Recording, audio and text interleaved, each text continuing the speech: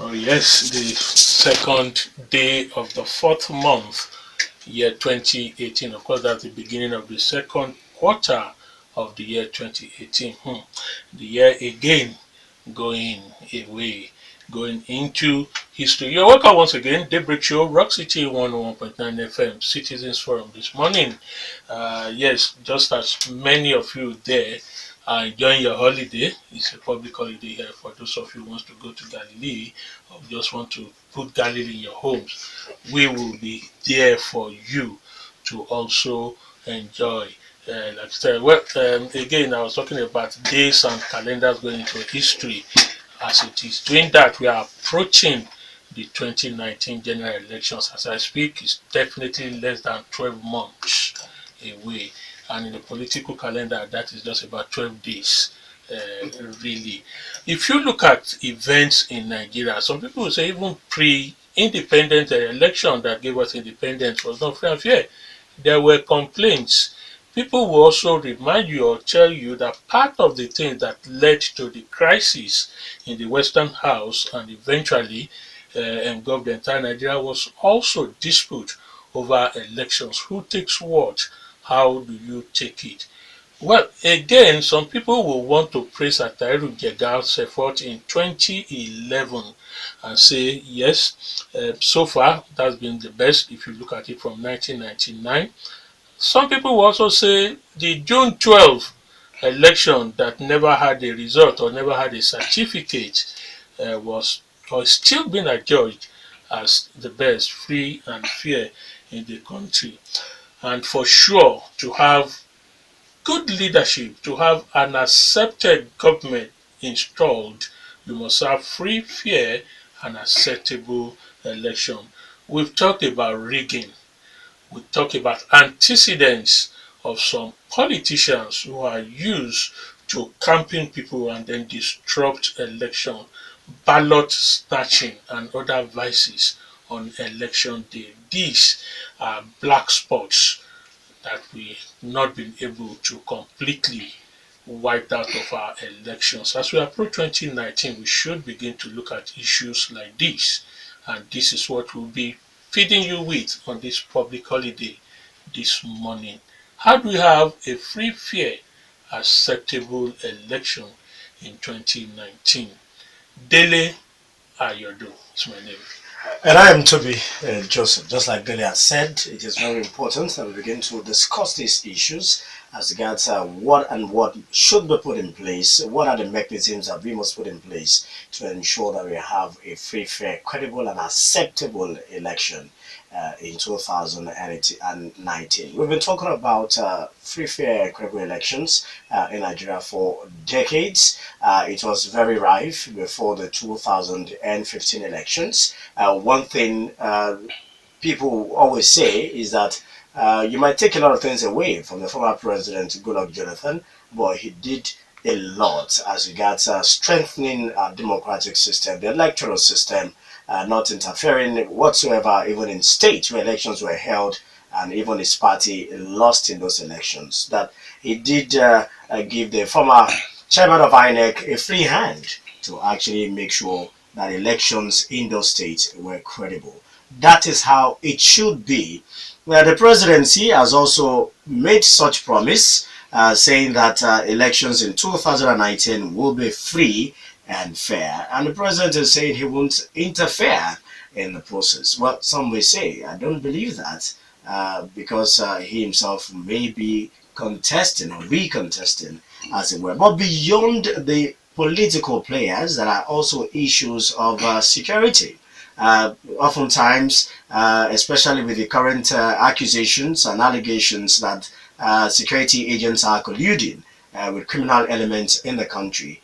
Some have said that many of the security agents are actually election riggers in some places. What are security agents going to do to make sure that they act differently this time around? What about INEC, who have continuously disciplined Erin Addock and, of course, a full staff of INEC, who actually collude with politicians to tamper with the will of the people on the election day? And also the people, you, the voter, how sophisticated are you? How intellectually and politically aware are you as regards your choices, as regards your right? The demographics of PVC distribution are with us. We'll be looking at that shortly. But of course, that is when we start our discussions with the guest in the studio. I mentioned his name earlier, the Honorable former Commissioner for Youth and Sports in Ogun State during the Daniel administration, Honorable Bukola Olopade. You're welcome once again to the Daybreak Show. Thank you, Tobi. Thank you, Dele. Salutations, Easter Honorable tidings Commissioner, to Dele everybody. is Dele. Even though Dele is a grandpa, but Dele is Dele. So That is rigging. If I know you're my man, I call you Egbo. You want to rig the system. All right. Happy Easter, everybody. That Nigeria is yet to really get it right in the real sense of it. Talking about credible, free, fair elections. Is it true that we are yet to have a free, fair, and credible election in Nigeria? It may sound like it's a factual statement, but it's fast becoming a global cliche. When you look at even the US elections, that up till this morning, people are still talking about rigging through the intervention of the Secret Service from Russia. And when you look at Brexit, that people are still talking about all sort of collusion between external bodies to influence the outcome of those elections. It has become a global cliche that nobody tends to trust elections anymore. However, um, I still believe strongly that we have a long way to go, in Nigeria, with regards to how we go out on electioneering campaigns, how we fail to address the issues and mudsling and preach a policy of calumny. All these are build-ups to the must-win attitude of politicians. And guess what? No politician, we should not be hypocritical about this. No politician should come and say they do not know that somewhere along the line, people strategically tend to want to change the will of the people somewhat. Um, I was listening to the Man 2 interview where he said, not necessarily him going to INEC to change the numbers, but inducing voters, like we saw in Edo, like we saw in Ondo. Trust me, we have that everywhere in the country. Everywhere, and every party gets involved in that sort of practice. Um, he called that an attempt to change the will of the people. He called that rigging. He defined rigging as not necessarily being the collation of numbers and alteration of that number. Stopping an accredited person to go on the street to monitor an election is also a form of rigging. That happens every time where the government of the day tends to use all sort of form to ensure that people don't get lying. Even on a live radio station, I remember people calling you on the election day when I was on my sick bed that I was stealing ballot boxes in at my polling booth, and I had this operation. I was on my sick bed. Remember, you and I had a serious altercation on that. That is also a form of deceiving the people, trying to create acrimony amongst the people and create violence amongst the people. So there's so many angles we need to look at when it comes to the maturity of the way we run our elections. I like the use of that, the maturity, because I'd like us to further expand, just like you started. What exactly does having a free, fair, acceptable election, what does it do? You just talked about majority. For instance, 2015 will have snowballed into something that, if not for that glorious, famous solo telephone call, congratulating, conceding the thing, that stopped anything that would have happened. So, what exactly does it take to have free, fair, and acceptable election? Again, a lot of things must go into it. It has to start from even how we raise funds towards our various ambitions. How parties tend to raise those must be looked into in order to create equity for all players on the field. In civilized countries or in established democracies, what do? They put a cap on the amount of money you can raise, and those monies must be shown to the world, to everybody to see, and you must tell people how you got those monies for you to even go out to campaign. That is the very beginning of having a free and fair election, where the dichotomy between the haves and don't have are put at a cap, so that somebody contesting from a court party, for example, who doesn't have deep pockets, can also compete equitably and reach out to the people equitably. I think that's a start point. The funding of our elections from party level to individual must be looked into and must be capped, must be controlled and regulated. Aside from that, politicians must grow up. For me, elections are like football matches. Whether you claim people stole your mandate, people or not, calm down. You have the courts. Thank God we've seen victories from court cases. Mimiko became a governor from Oshiomole did not become a governor from the ballot box. They won at the courts. So that means that the third tier of government, when you look at the separation of power, is actually on top of their game, ensuring that equity is sustained, that people who genuinely have gone out to win elections are replaced with people who try to change the will of the people. So the maturity aspect has to come into it. The third one for me must be an effort to reduce corruption with regards to our elections. Again, it's like a football match. People say referees are corrupt. If you don't go to the referees to bribe the referees will not be corrupt.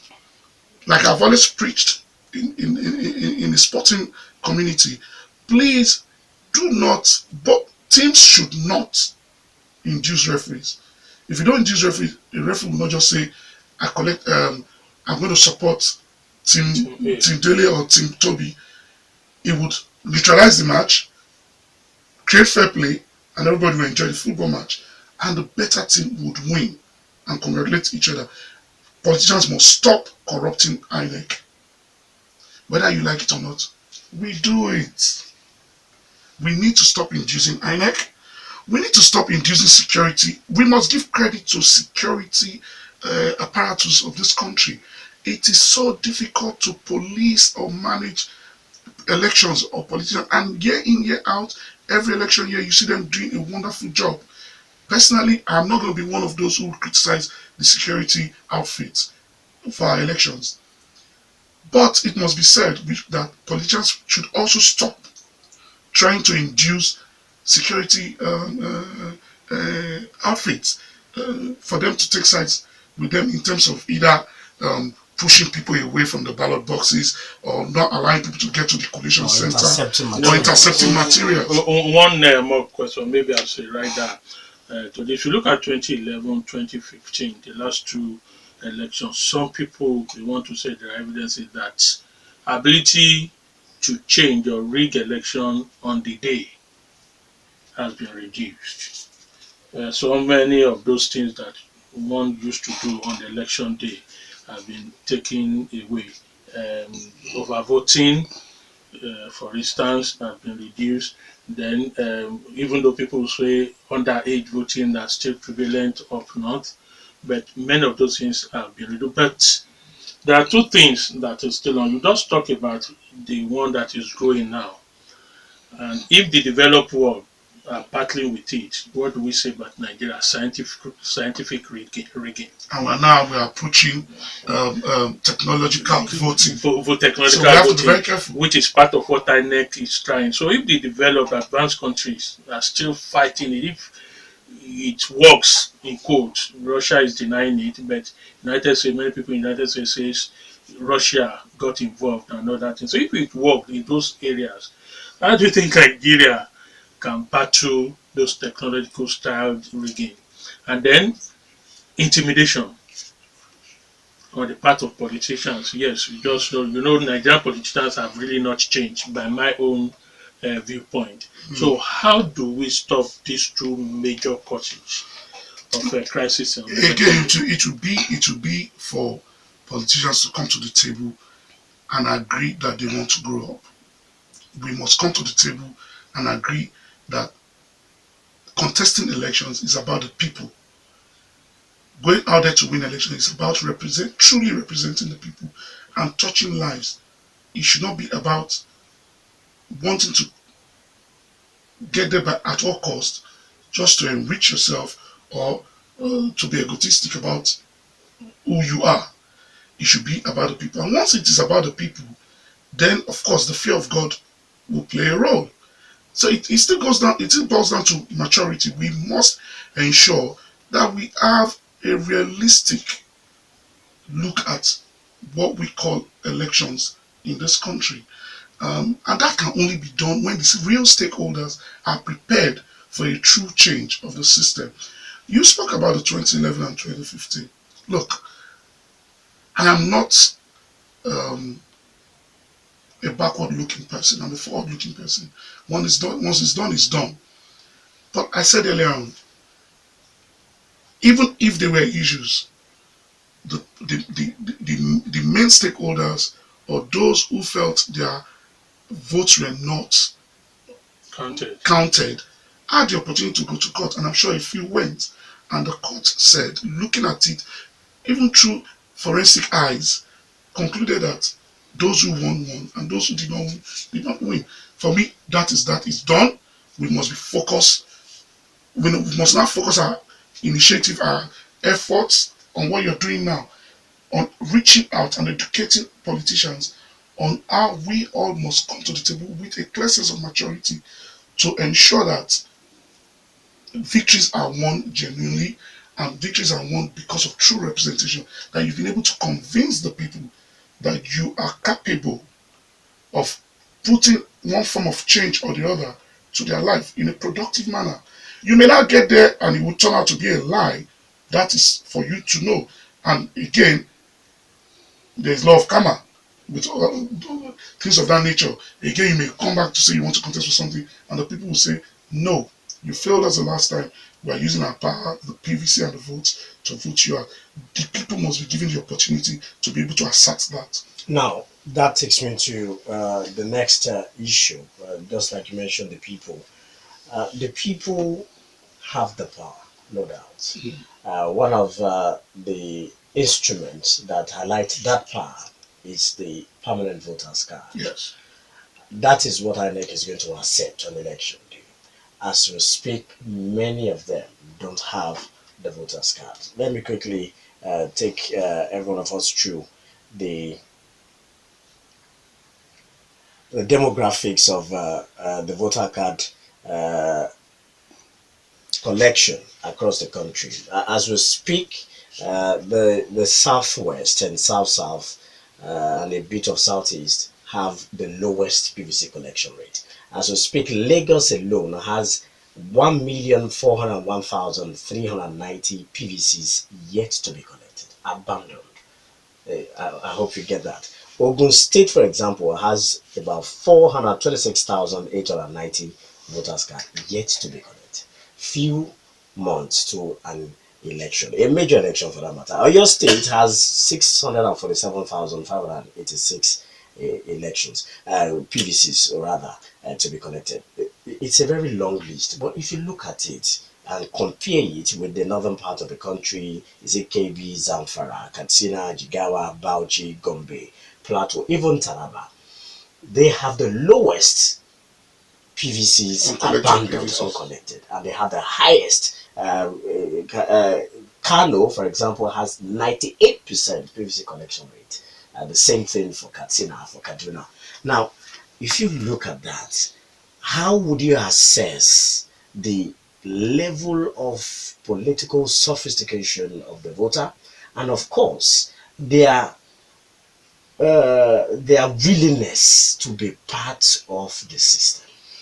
I think somewhat you've answered the question you've asked me, because I was actually going to use the word sophistication. However, the fact that one part of the country is easily having access to their PVCs and people are collecting it, and the other part is struggling in getting people to have their PVCs on their palms, smacks of fraud to me. It is it's a suspicious thing to me. However, if we are saying, as Dele said earlier, that we are going towards digital voting, and INEC is spending billions on ensuring that that works very well, that works seamlessly, why are we finding it difficult to reduce the cumbersome nature of people going very far to pick up their PVCs? Why are PVCs not getting to people through courier services? Why are PVCs not getting to people through the post office? Why are PVCs not getting to people through some sort of postage that like is done everywhere in the world? You do not expect people who are busy doing so many things, looking for a livelihood, looking for how to secure their own domestic issues, to leave whatever they are doing and go and stand for hours. At times, I experienced that personally when I misplaced my PVC and I had to go. For days, back and forth. Can you imagine how frustrating that can be for a student, for example, that has exams to do, for a civil servant, a young civil servant that is not his own boss, or someone that is not an entrepreneur? So, the INEC, in looking for a sophisticated way of organizing the elections, should also look for a seamless way of ensuring that PVC gets to people. However, what Rock City and other TV and radio stations are doing is exactly the right thing to do. Continue to shout it out. I can see that even this morning, Otumagbe Daniel threw out a campaign on various loops that people should stop laughing, people should go get their PVC. I think I saw Governor Ambodi did the same thing. Politicians must come out and tell people and let people understand. The education must be vast, must be very aggressive, I mean, must be rapid for people to go out and pick up this PVC. But going forward, INEC has a responsibility to ensure that PVCs get to voters seamlessly. Now, apart from the issue of collection of PVCs, the voter also has the challenge of discerning the true selfless politician or candidate that would actually drive good governance, make sure service delivery is also the center stage of his position in office. And how can these voters discern? How can they know the right candidate to vote? Well, look, Toby, that is a difficult one. You know, there's a cliche, there's a popular cliche that says the people deserve the leaders that they are told, that they vote for, that they get. Look, the truth is, we have storytellers and we have selfless people. Unfortunately, a selfless man operating from an Accord party, a Labour party, for example, may not have a look at by the voters like the deceptive politician from APC or PDP who has money to throw around. It goes back to corruption, it goes back to poverty, it goes back to the psychosis of oppression, where you make people feel that until you give them 500 naira to feed, they cannot vote correctly. Where you induce people, it becomes so difficult. How do we change that? Again, it is through prayers, but more education from very good social political radio stations and TV stations like Rock City to get to the people. Look, the media has a major role to play. People who have been tested, people who have failed in touching lives of the masses, still getting elected is, for me, shocking. There is look, when people talk about people crossing over to parties, I say, look, part of democracy is having a viral opposition. I'm never leaving PDP. My businesses are with APC states, Lagos and Abuja, right? I don't have to be in APC to be able to run those businesses. But the people running those states know that I'm in PDP.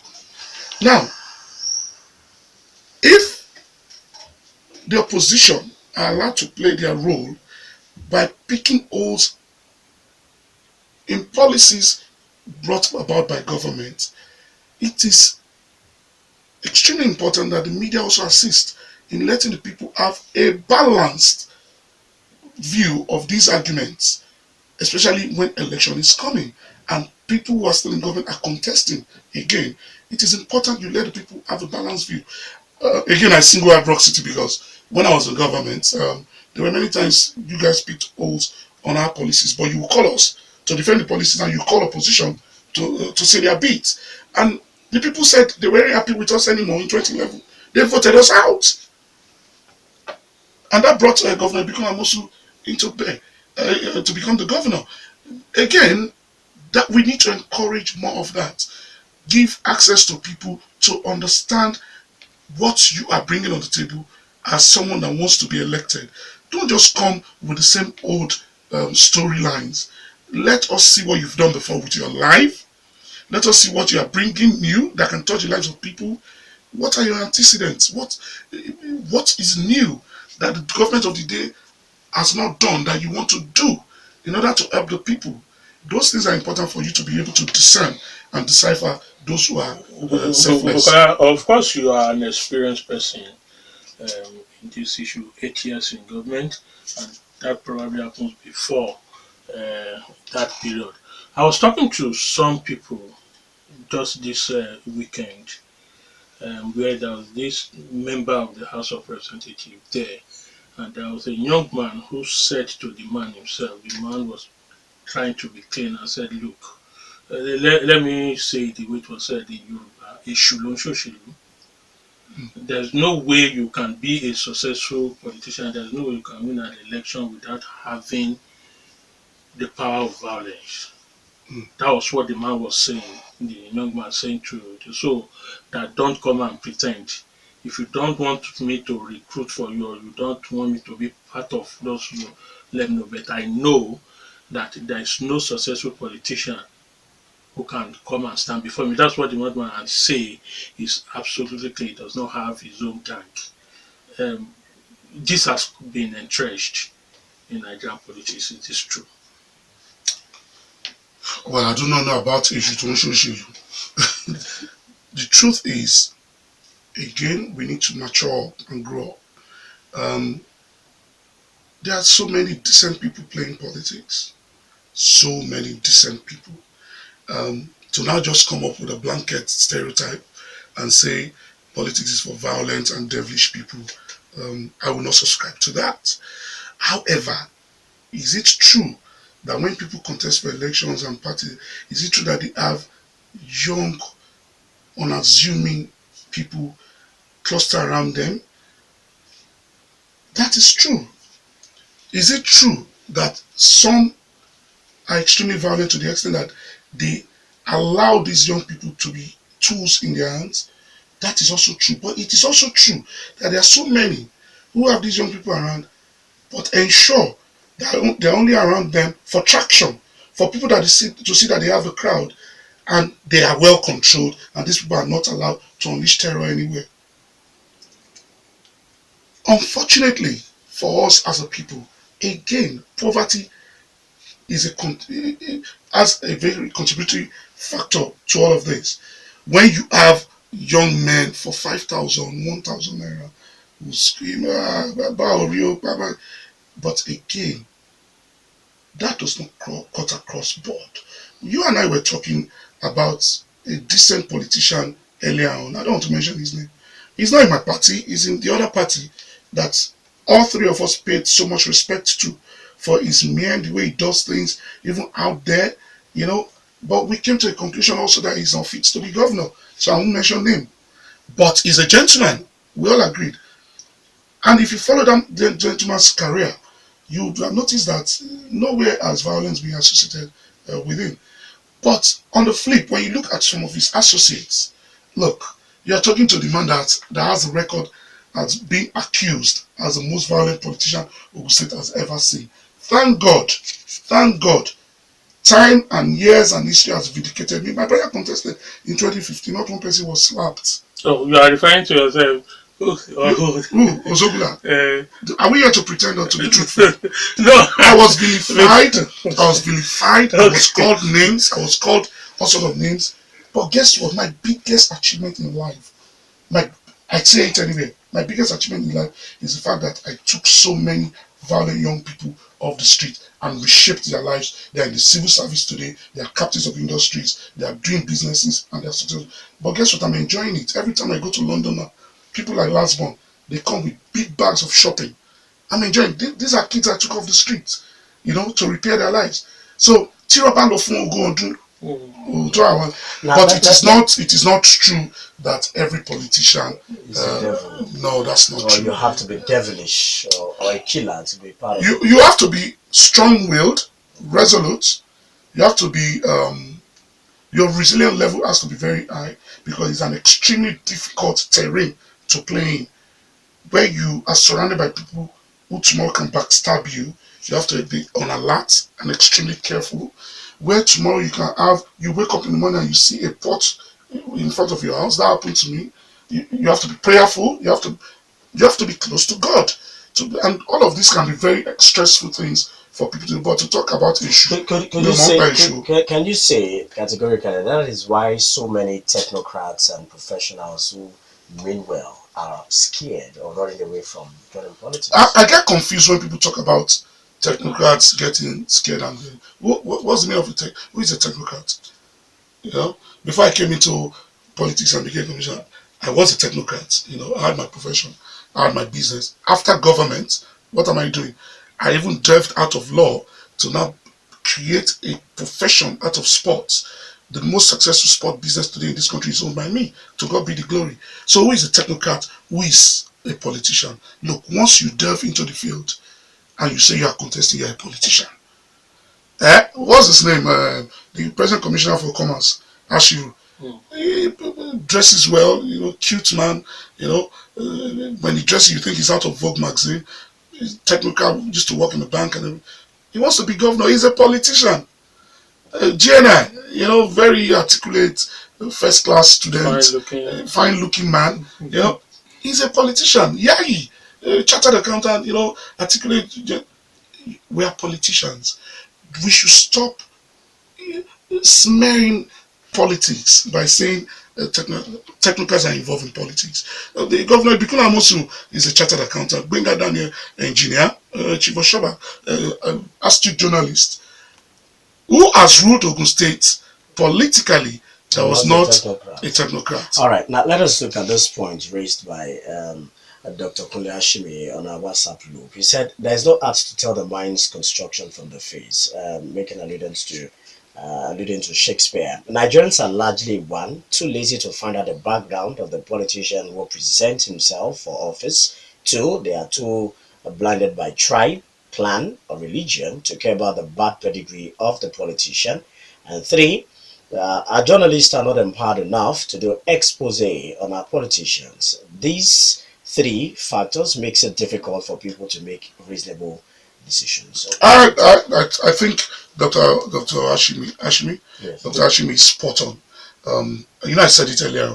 Questions must be asked. You must have, a project management document as a voter, that created by yourself, where you say, one, where has it been? Where is it coming from? Who is he? Which family background? Has he been convicted, either abroad or home? Um, has he stolen money somewhere before? How many people has he impacted? How many lives has he changed? Those are questions you as a voter must ask. But the area I want to disagree with him is the area of journalists and media people not having the impetus to go out and do exposés on it. They do it. They've been doing it for many years, especially with those soft sell magazines.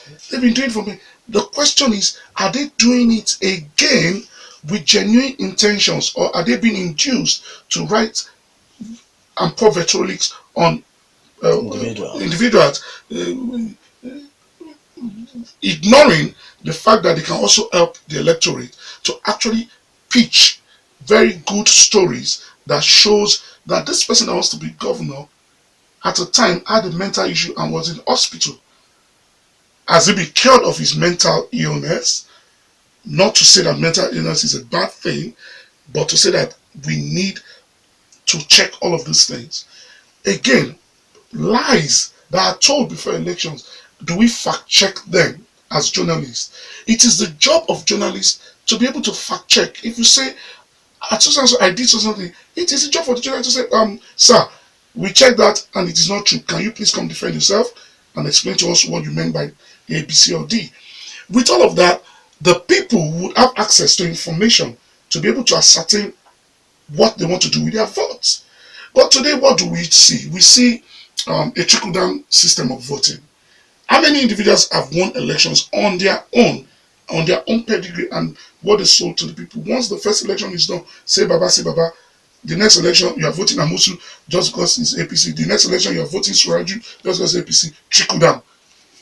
It's high time we started this, collectively, politicians, stakeholders, voters, and more importantly, the media, looking at how, even, I say politicians, political parties should check the people they churn out. I said to everybody, I told to my granddad, and I said, do you think with what they've done to my name, with the virtual report of my name, do you think I'll be stupid to put myself out there for election?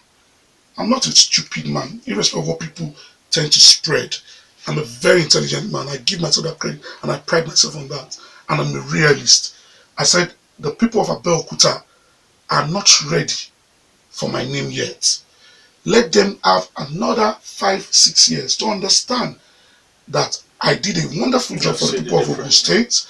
I did a wonderful job and I'm replicating it elsewhere, and that I've become a success story even outside of government. Before I come back to say, I want to truly represent my people and see that even 2019 is too early. Sorry, because when we come back, we'll be opening the telephone. I want to take you back to the issue of this scientific rigging. Yes. You did not answer that question. I did. Okay, maybe because it's still very important. If INEC says we'll be using the computers to transmit results, and we know how remote some of our voting centers can be. So, what are the dangers or things that could relate us? I answered it by saying we need prayers. Because if sophisticated democracies like the UK and the US, France, are complaining of interference from a third party through hacking, far away from where they are. Through hacking. And now we have Cambridge Analytica being investigated on the activities of PDP in the last election. True or false, who knows? And of course, there's this other issue of how a sophisticate came from America to support the Buhari campaign. Okay.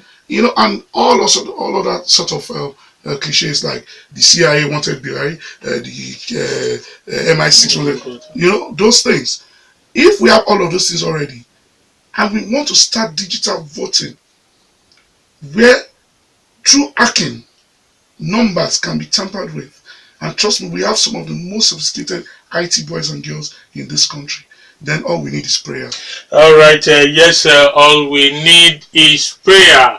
And then we follow it up with action. We'll need to take this break here to let the 10 o'clock news come up. After that, we also have with us former Commissioner for Sports, Bukola Olopade, with us looking at the 2019 election. Can we have, or how to have, a free, fair, and acceptable election? Stay tuned. All right, welcome back. It's still the Citizens Forum on the Daybreak Show this beautiful Monday morning, the second day of the month of April 2018. What we're looking at this morning is still hinged on ensuring free, fair, credible, and acceptable elections in 2019. Already we are in the election year. Campaigns will be in full gear very, very soon. Many of the political parties have rolled out the activities that will culminate into full campaigns, talking about what congresses, local government congresses, and of course the conventions of these respective parties. We've been discussing with the former commissioner for Youth and Sport in Ogun State, Bukola Olopade, who is of the opinion that every one of us has a role to play. We must make sure that voters are sophisticated enough, are well educated, at least when it comes to political decisions, and they must actually question the character and antecedents of a candidate before they exercise their franchise and, of course, hand over their mandate to such. We would welcome your own contributions. Now you can start sending your messages to 32120, or better still, reach us on social media at Rock City FM is our Twitter handle. On Facebook, Rock City FM 11.9 is our fan page. Or you better still send your messages to 32120. Just type rock, ROCK, leave a space, type your message, include your name, and send to 32120. And the numbers to call remain 0809 868 7344 and 0909 146 9670. When you call, turn down the volume on your radio set. Tell us your name, where you're calling from, and then go straight to your point. 2 minutes allotted to each caller, and don't come up with claims you cannot substantiate. No attack on personalities, and don't turn the guest into a punching bag. Let me add the tweets. Which do you prefer? Let me add the tweet. Akwede Camille says standard of democratic practice in any nation can be measured to a large extent by the people's ability to conduct elections widely considered as free and fair, but we are still far from achieving this in Nigeria. What can our guest say on the latest confession by Senator Mantu? All right, so today Kafidikwe says if government provides basic amenities like employment, free education, electricity, healthcare, basic infrastructure, and social security, nobody will care, no bother to rig or manipulate elections. Poverty, greed, and desperation fuels election rigging. Remy Da Vinci says, I would like for Mr. Olopade to please comment on the National Assembly attempt to change the order of elections. I agree by and large with Ozobula's submissions, but the devil is always in the details and implementing of sound ideas. It is my belief that there is a criminal collusion driving the non-production and distribution of PVCs in Ogun State. Why will my mother's PVC will still not be ready? She could not vote last elections, and her name is on the register. Akwede Camille once again says, I strongly suggest early training of the INEC technical staff, who sometimes cause delays because of their incompetence. Also, vigorous enlightenment campaigns against rigging via extensive use of posters and lectures and media talks with jingles should be deployed. Tony says 2019 is close by. Olopade is a lawyer claiming to be vindicated of atrocities. No, he knows what to do as a lawyer. Until I approach the courts, opinions and evidence against him stands. So the Catholic says, Honorable Olopade, no matter what people say about you, either negative or positive, you remain one of the few who came into government as a youth and impacted positively on the lives of many other youths to your best ability. God bless you more. Yemi Da Vinci once again, there is no politician in Nigeria who will make heaven if we judge by the 10 commandments. The backbiting, deceit, and anger adjustment, even amongst themselves, is way too much. All right, that is for the tweets. Let's quickly check the shortcut messages. This one says, okay, I think this has nothing to do with what we're discussing. This one says, good morning, Rock City. The question I want to ask the guests in the studio is to tell us the most outstanding government between Governor Musu's government and that of Governor Daniel. Also, Bukola Olopade speaks very well, but his attitude while in government does not commensurate with the kind of person he has become now. That government was violent and devilish. That's Ibrahim Oba saying that. Well, that is not our topic this morning. Except the guest wants to, but if he does not, it's out of what we are looking at this morning.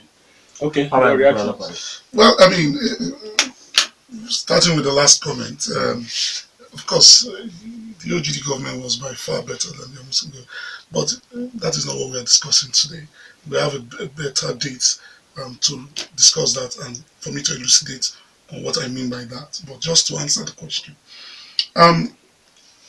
yeah, Kafilibai, thank you very much. I pride myself on what my contributions to the development of Ogun State so far. I'm sure directly or indirectly we're still doing that, and we'll continue to do that. As for the person that said the evidence stands, what evidence? What evidence? Not one prosecution, no one arrest has been done on me. When you call a campaign of calumny and vitriolics and lies that cannot be substantiated evidence, then it means you're naive with all due respect. So there are no evidences against me so far, apart from the telltales. But um, I wanted to talk about this National Assembly uh, change of calendar, electoral calendar. Look, the truth of the matter is that we have different division of government, separation of powers. There's the judiciary, there's the legislature, and there's the executive. Um, People are talking about growing up and maturity. I think we are beginning to test these different arms of government effectively. If the legislature came up with a bill, passed, and expected it to be assented by the president, he vetoed that bill and sent it back to the House. Again, now we must allow the system to take its natural course by allowing the legislature to redebate it, do what they need to do to see how they can pass it into law. For me personally, I thought the president made a big mistake in not assenting to it. Because again, if you are very sure of yourself, present yourself to the electorate, irrespective of the date or the arrangement of the dates of election. Be confident enough to present yourself at whatever date is given. No, you are a lawyer. Let's look at the position of the president, the executive. That's what I've just, They're using the law that it will intrude into the independence of INEC. If any of the other arm of government decides to. But the law clearly says that it is the National Assembly that has the right to legislate and set those dates. That is in the law. Again, like I said, we must test the veracity of our systems. We must continue to encourage the separation of power to thrive. That is the essence of democracy, and we must allow that. But what about the independence of the electoral commission? All of that will be tested. All of that will be tested in these various arguments, and because I'm sure if eventually the National Assembly passes the law, which is within their rights, I'm sure INEC would want to test it in the courts of law, bringing in the judiciary. And that will be so good for our system, that separation of power is thriving and everything is being tested at every level. We don't need to quarrel over some of these things that are logically embedded in the system for us to grow as a nation and as a people. So we just need to leave it for all of those things to be tested.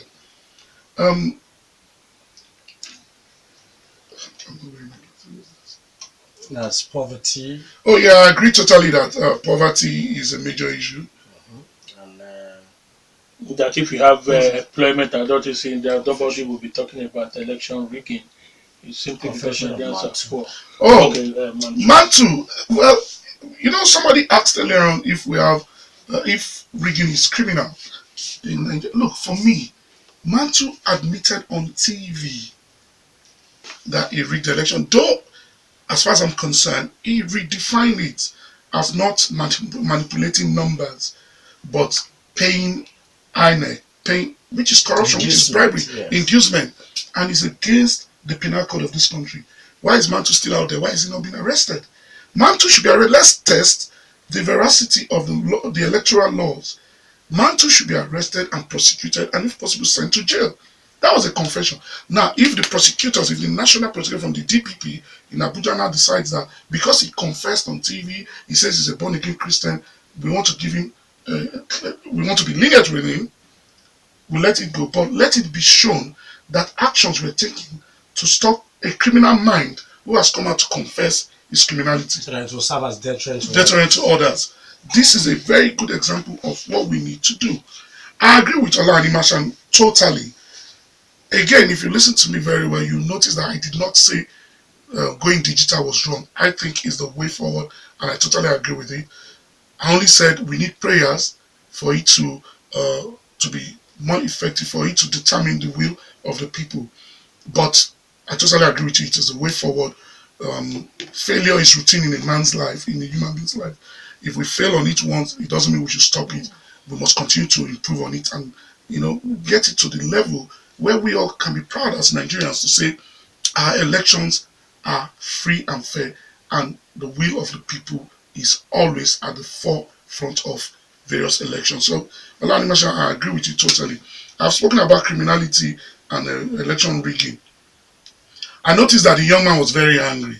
My brother, anger is not the way forward.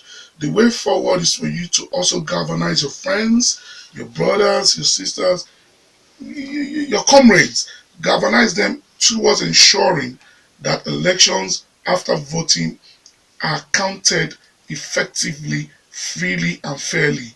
Not by getting angry. Please, I appeal to you, don't get angry. Let us work together to ensure that the elections are free and fair and peaceful too. Um, Fola spoke about changing attitude. I agree totally. And that starts from the politicians. We must change our approach. The electorate must also change their attitude. The referees, INEC, must also ensure that they have the fear of God and change their own attitude too. With that, I have no doubt that a lot of things will happen. Do I prefer the presidential system to the Parliamentary. parliamentary? Look, the truth is, the parliamentary system, as practiced by UK, they have the most popular parliamentary system of government. It's very rigid. It's for me too cumbersome, and I don't think with the size of Nigeria, parliamentary system will thrive. But that does not mean we should not try other systems that would create for a good electoral system that would be peculiar to our people. Look, China recently came out with an advertorial to talk about their system. They call it meritocracy, where through your business acumen, through your community support, you are elected, you are selected and elected Selected, yeah, into the governing council. the CPC. But this is the most progressive economic state in the world today, China. This is the best organized country today in the world. And they have just told the world that it doesn't have to be democracy as preached by the Western Bloc. Exactly.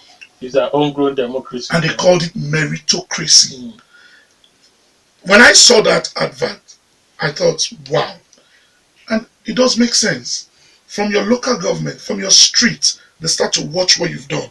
They ask key questions like, how many lives have you touched on your street?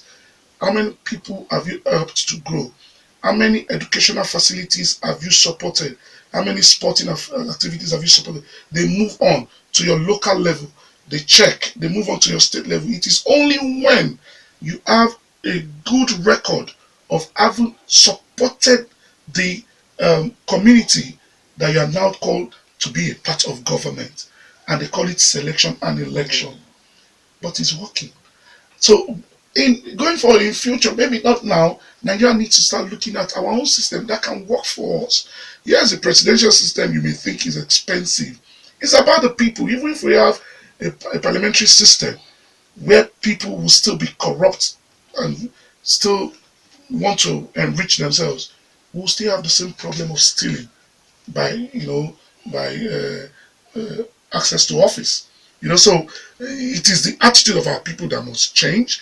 We must mature up and ensure that things are done correctly. Kyle Olumide spoke about. Look again. Let me repeat. The security outfits in this country, the police, the army. Personally, I do not believe the army should be on the street during election, but it has shown that they've always been able to help. But the police and the SSS must be given credit for the way they've been able to manage this country year in, year out in various elections. Nigerians are very tough people to manage. Look, I organized the biggest marathon in Africa today, the Lagos City Marathon. Do you know that people who did not even run, who had their beeps scratched off to show that they were on the bus, will still come to the finish area to fight you for medals? And we had more of them than the legitimate runners. How do you say you ran a marathon and you are dancing Skodrosuke, Kowasile? It is not humanly possible. Exactly. But that is the way we are as a people. We always want to do things, in a very funny way. Attitudes must change. And once we are able to do that, we will see, again, the relevance of the security outfits in our various elections because trust me, they do a yeoman's job. Um, I think he spoke about what's this I wrote down? Cameras to cover election. Well, I believe strongly that if we have independent observers, why can't we encourage camera journalists to be everywhere to monitor? Why can't we encourage individuals to record these things and show the sincerity and the cleanliness of our elections, rather than people saying, "Oh, somebody's carrying ballot boxes there." Look, if you carry ballot boxes today, they will record you.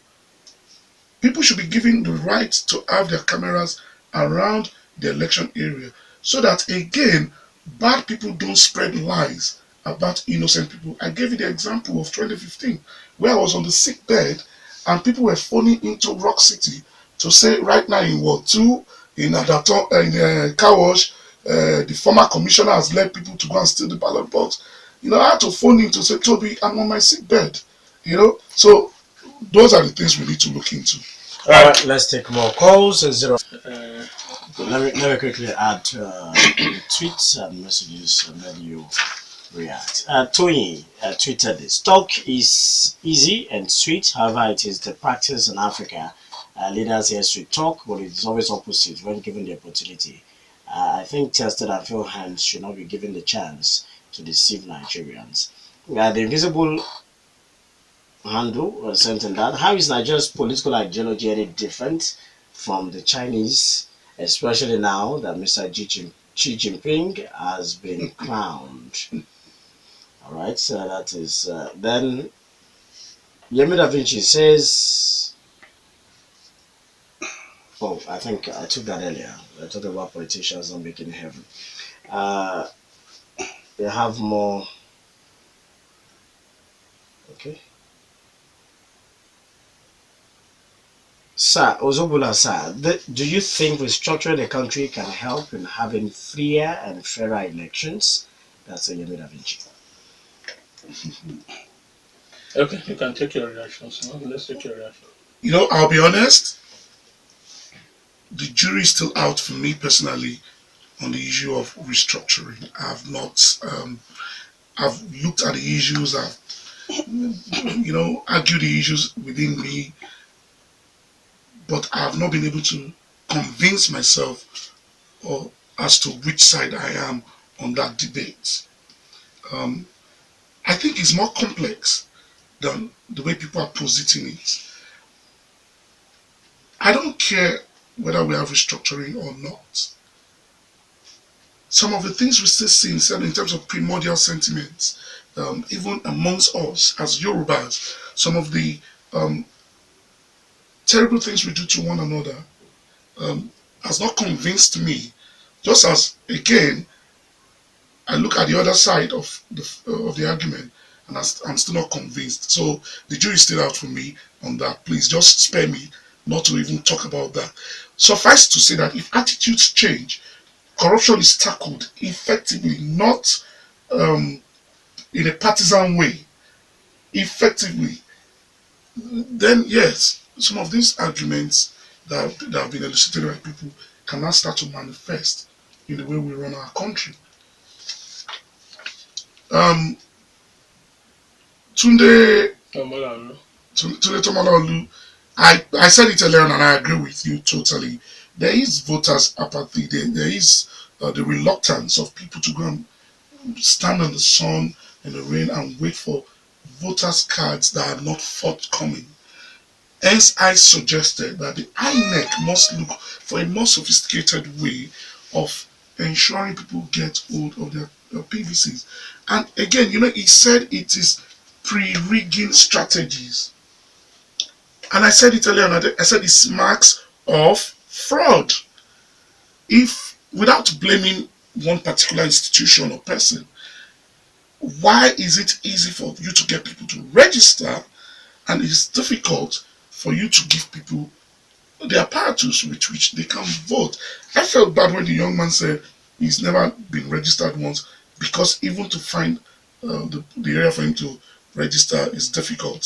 So these are some of the things we need to start having discussions on and ensuring that they are implemented.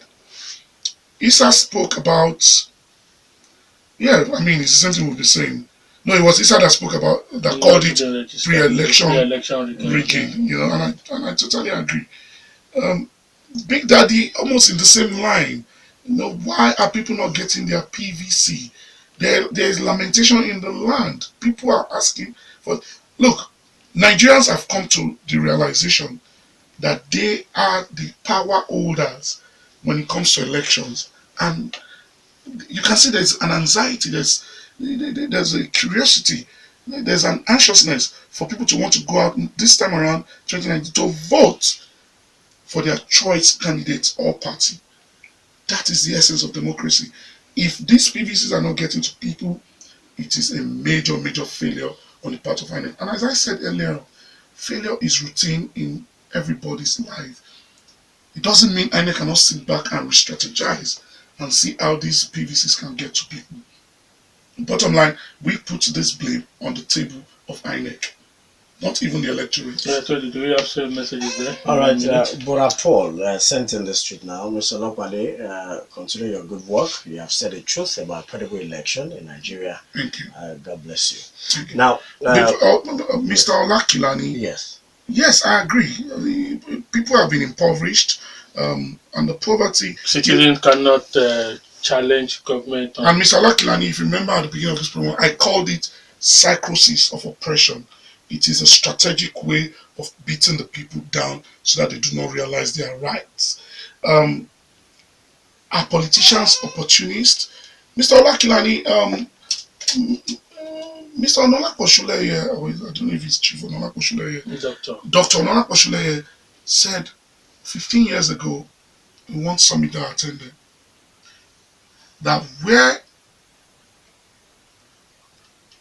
passionate, intelligent people with integrity and fear of God refuse to throw their names in the hat, like Mr. Dele, ridiculous, selfish, idiotic people will continue to present themselves and will make the laws that you and I would respect.